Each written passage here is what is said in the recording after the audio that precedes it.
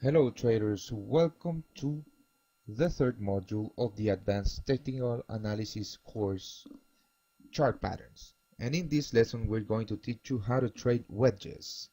And wedges are very strong reversal patterns, and you can also find them as a continuation pattern, but we are mostly going to be focusing on wedges as reversal signals on this advanced course. And on this lesson we're going to teach you how to trade them. We're going to have the example of a rising wedge at the top of an up move, but the same basic trading analysis can be applied to the rising wedge at the end of a down move. So let's start. Wedges, entry, stop losses, and targets. And this is how we trade wedges. Of course, as any other chart pattern, we wait for the breakout of the wedge to trade it. A wedge is a consolidation pattern, and you should avoid to trade inside of it. Remember that the wedge is a consolidation pattern that narrows at the end of it, but before the breakout. So what we are looking here is an explosion to the downside on a rising wedge or to the upside on a falling wedge to trade the momentum and counter trend trade.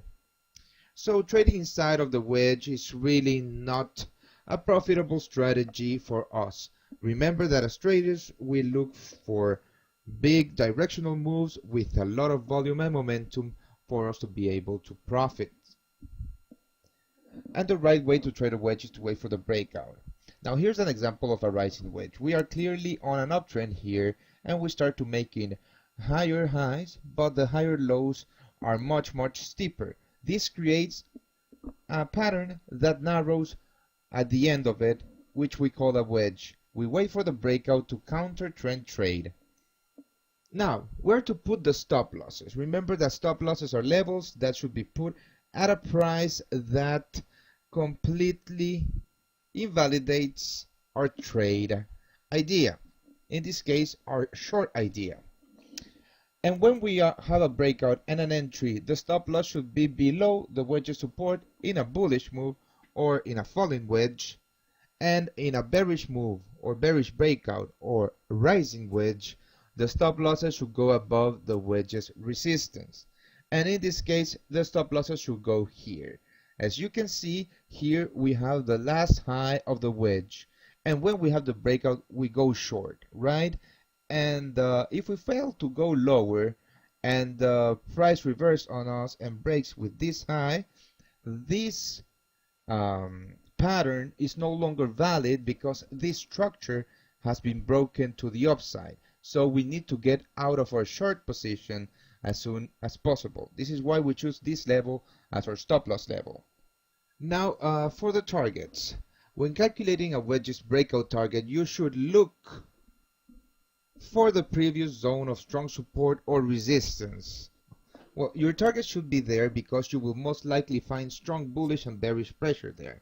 And let's have an example here. As you can see, we are in an up strong move, and then we corrected to the downside before making this high. When we break with this wedge right here, our target should be around these previous lows and highs, because it's more than likely that we will find some buyers here that will try to push price higher. Okay, and in the contrary, or in the bullish side, if we are trading a falling wedge, we should be putting our targets at the previous area of resistance. Now let's look at a trade analysis or a live example of a rising wedge. As you can see here, we are in an up move. We are making a higher highs and higher lows and a new high right here. This is by the book definition of an up move. Then we make a higher low and a higher high and then a higher low. But as you can see, the lows are steeper than the highs, which means that we are trading inside of a wedge, and which means that the bullish pressure is surrendering against the bearish pressure found at these levels right here. So what do? The first thing we do is we calculate the targets, which will be the previous lows right here. Our previous lows are the targets because it's more than likely that we will find some support here, some bullish pressure that will try to take price even higher because we were in an up move. Remember that we are counter trend trading and we just want to profit from the momentum of the breakup to the downside. After this consolidation right here and the strong bearish pressure that we have encountered. Okay, we are not looking for an enormous move to the downside. We are just looking for the correct targets to profit from the momentum and a strong breakout to the downside. So we pick the previous low as targets. Remember that if we were on the opposite side, if we were on a downtrend and we were trading a falling wedge, we would pick the previous highs as targets. Okay, but here we are looking for a bearish breakout, and when we get the bearish breakout right here, we go short. And we go short, and as you can see here, our targets are hit, and even if price moves a little bit lower or much more lower than our targets, you should stick with your trading plan. Our trading plan was to profit from the momentum of this breakout to the previous lows. And basically this is how you will be trading a rising wedge.